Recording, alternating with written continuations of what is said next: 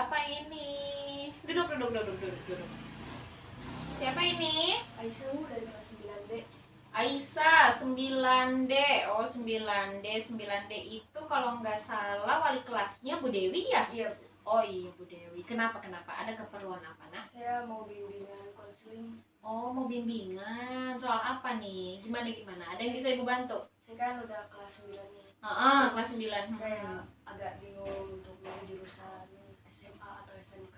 Oh, jadi ceritanya Aisyah mau bingung nih mau SMA atau mau SMK atau jurusan-jurusan apa yang mau Aisyah ini ambil nantinya ya? Iya, Bu. Oh iya, memang kalau misalkan kita mau pilih jurusan di SMA atau di SMK itu harus sesuai dengan kemampuan, kemudian apa yang bakat kamu, kemudian minat kamu ya.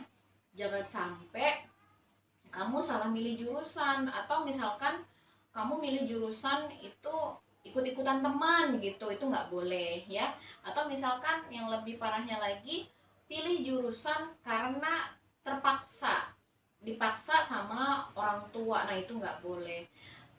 Harus sesuai dari hati supaya nanti begitu kamu menjalankan jurusannya itu kamu merasa nyaman, kemudian enak ngerjainnya ya. Kalau misalkan kamu terpaksa, nanti ngerjain apa-apa pekerjaannya bakal tertekan, marah, kesel gitu ya kan. Kita kalau misalkan ngerjain sesuatu tanpa dari hati itu nanti bakal nggak enak lah.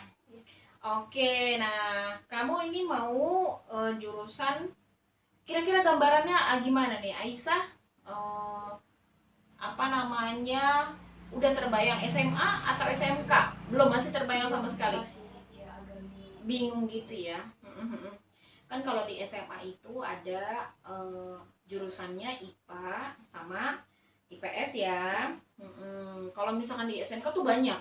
Jadi kalau misalkan SMK itu kamu bisa menjadi langsung tenaga ahli. Nanti begitu keluar dari SMK kamu bisa langsung kerja tuh. Misalkan kayak ada SMK perhotelan, nanti setelah lulus dari SMK perhotelan kamu bisa langsung kerja di hotel.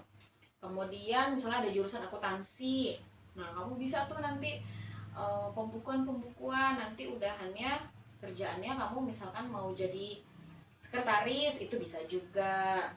Terus kemudian ada jurusan-jurusan lainnya nih, misalnya seperti administrasi perkantoran, akuntansi, perbankan, marketing tahu nggak marketing?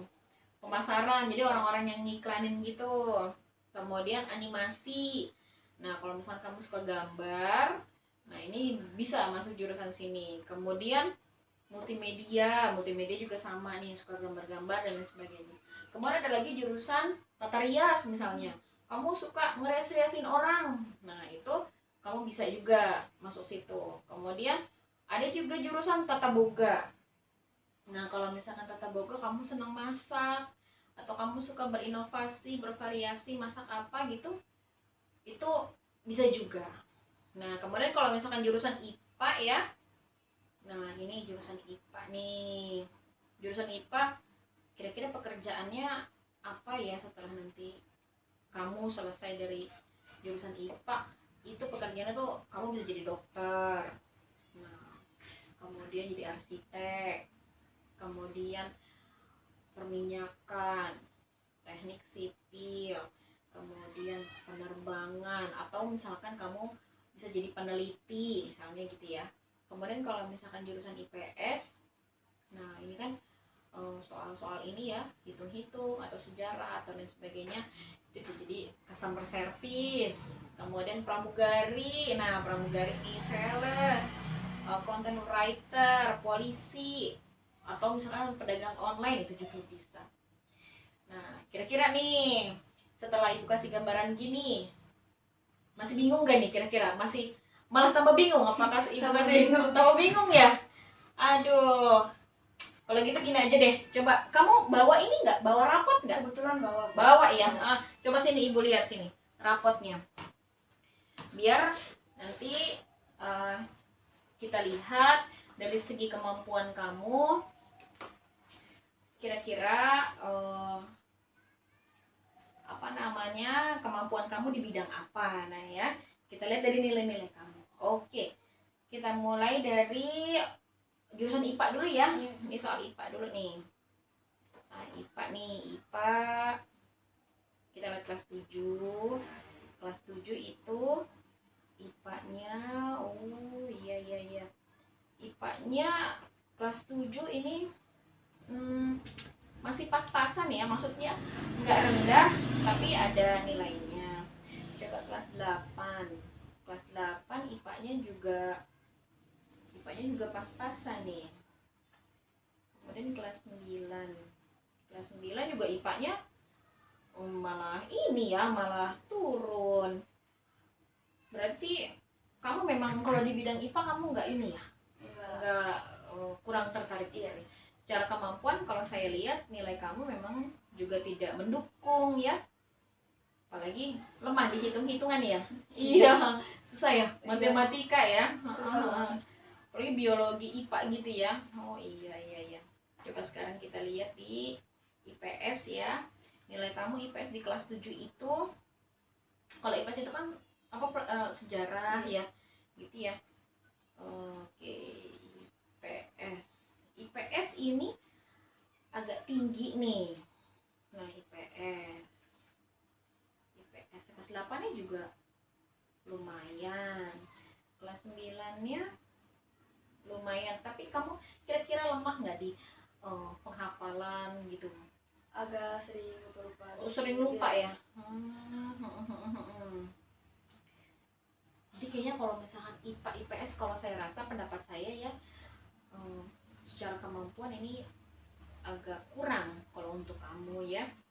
Coba kita lihat di bidang yang lain, atau gini aja deh, saya lihat nih nilai kamu yang paling tinggi nilainya di mana. Kalau setelah saya lihat ini nilai kamu paling tinggi itu di prakarya justru ya. Justru di prakarya, di kelas 7 prakaryanya dapat 85. Ini kelas 8-nya dapat 90. Kelas 9-nya 90. Memang kalau prakarya itu tentang apa tuh pelajarannya? Praktek gitu ya? Praktek semacam praktek gitu. Semacam praktek gitu. Ada praktek apa aja tuh kira-kira? Salah satunya. Ya memasak atau. Oh, pernah. Ya, Kamu pernah masak? Oh, pernah masak. Kamu kalau misalkan di rumah kamu hobinya apa? Masak? Iya, kayak sering masak gitu kalau misalnya lagi ada bahan. Ada bahan ya. Suka bikin kue nggak? Agak Ada. Oh, kalau lebaran suka bantuin ibu bikin kue. Oh, suka bantuin ibu bikin kue. Masak gitu kalau ibu lagi nggak ada, suka masak buat orang-orang di rumah ya. Oh iya. Waktu kamu praktek masak itu nilai kamu berapa dari ini gurunya? kisaran 85 sampai 90. 85 sampai 90 ya. Wah, tinggi ya. Ini saya lihat juga ini di prakarya di sini kamu nilainya besar juga nih, nilai harian, nilai keterampilan, kemudian PTS-nya, kemudian UAS-nya kamu juga tinggi di prakarya. Kamu kira-kira kepingin nggak ngedalemin bakat kamu soal masak? Kamu suka nggak masak? Suka masak ya. Suka kadang-kadang misalnya kalau lagi masak Indomie suka dikreasiin gitu. Mau bikin misalnya dicampur-campur, suka dicampur-campur. Oh iya. Berarti memang kalau ibu lihat kamu ada bakat untuk di bidang masak. Nah, kalau misalkan di bidang masak itu di SMK-nya itu ada jurusannya namanya tata boga. Tata boga. Nah, tata boga itu mereka biasanya akan mempraktekkan langsung, kemudian bagaimana cara masak, kemudian cara berinovasi, kreasi. Misalnya nih bikin kue apa, ntar dikreasiin jadi apa, gitu ya. Kalau misalkan menurut saya nih pribadi, setelah saya melihat rapot kamu ya, kemampuan kamu, kemudian mendengar penjelasan kamu soal hobi kamu gitu, kayak saya rasa nih kamu lebih cenderung nih ke jurusan tata boga. Gitu. Ke jurusan tata boga. Tapi ini harus dibicarakan juga dengan orang tuamu ya, supaya nanti ketika kamu masuk jurusan orang tuamu juga mendukung. Iya. Karena kan kalau jurusan tata boga ini biayanya sangat banyak ya. Biayanya sampai nanti beli bahan-bahan, kemudian praktek ini, praktek itu. Nah, tapi nanti gini, kita konseling ini nggak cukup sekali. Oh, gitu. Nanti minggu depan ketemu lagi ya. Sekarang kamu setelah pulang dari sini, kamu konsultasi dulu sama kedua orang tuamu. Tapi tunggu dulu nih, kira-kira pendapat ibu bagaimana soal ini, soal penjurusan kamu? Kamu sesuai atau enggak? Ya kurang lebih sesuai sih, ya Apa saya yang juga kan sering suka masak-masak itu atau berkreasi gitu. Tapi memang hobi kamu di situ Iya. kan ya. Kan enak ya kalau misalkan kita menggeluti bidang sesuai apa yang kita senangin kan ya, sesuai apa yang kita senangin. Nanti udahannya begitu kamu selesai dari SMK Tata Boga, nanti kamu jadi chef terkenal. Amin ya, mudah-mudahan aja. Nah, jadi nanti setelah pulang dari sini, silakan koordinasikan dengan kedua orang tuamu, utarakan keinginanmu, kemudian sertakan bukti-bukti gitu ya. Kalau misalnya orang tua nggak ngedukung, oh, ibu pengen kamu jadi dokter, nih loh bu, bakat saya tuh memang di sini, di sini, di sini. Nah, alangkah baiknya seperti itu. Kalau misalkan ibumu menentang misalnya gitu ya, boleh ibumu konsultasi juga ke saya. Nanti saya tunggu jawabannya minggu depan ya, supaya nanti kita ada persiapan lagi nih. Kalau misalkan jawaban kamu udah matang, iya bu, saya ke Tata Boga bu, nanti kita akan siapkan lagi persiapan lebih lanjut untuk tes-tes di SMK nanti. Ya? Iya baik. Paham ya Aisyah ya? Paham. Oke. Ya sudah, begitu saja bimbingan konseling hari ini. Nanti ketemu lagi di minggu depan.